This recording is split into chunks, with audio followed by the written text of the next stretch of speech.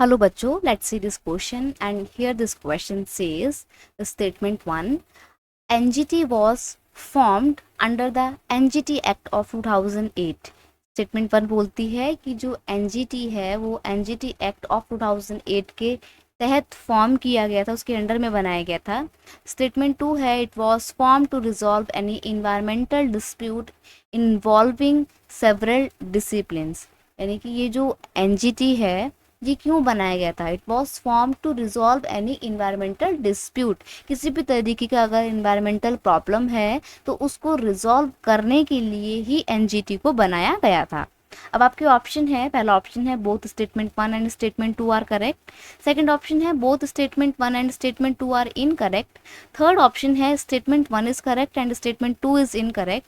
And fourth option है statement first is incorrect and statement 2 is correct. ठीक है, तो ऑप्शन देख लिए। अब आते हैं अपनी एक्सप्लेनेशन पे। NGT क्या है? NGT का फुल फॉर्म है द नेशनल ग्रीन ट्रिब्यूनल।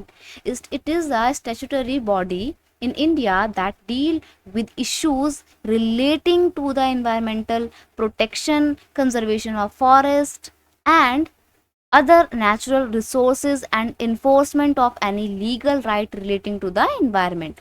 यानी कि ये एक ऐसी स्टैट्यूटरी बॉडी है, यानी कि स्टैट्यूटरी बॉडी इट्स मीन वैधानिक संस्थान है ऐसा जो कि इन्वायरमेंटल प्रोटेक्शन के लिए काम करता है, कंजर्वेशन के लिए काम करता है फॉरेस्ट के, और इन्वायरमेंट से रिलेटेड अगर कोई भी इश्यूज होते हैं, कोई भी डिस्प्यूट होता है तो उसको रिजॉल्व करने का काम भी करता है। NGT was set up under the National Green Tribunal Act in 2010।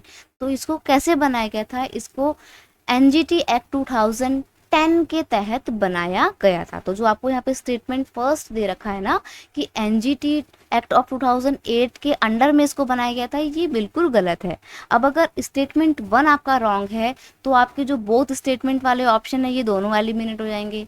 दूसरा, आपका स्टेटमेंट 1 गलत है तो यहाँ पर आपको ऑप्शन सी में बोला है कि स्टेटमेंट 1 इज करेक्ट, ये भी एलिमिनेट हो जाएगा। तो बचा कौन सा? आपका ऑप्शन डी, जो कि आपका बिल्कुल सही आंसर है। बाकी के ऑप्शन आप एलिमिनेट कर देंगे आपके। ठीक है, क्या है आपका आंसर सही?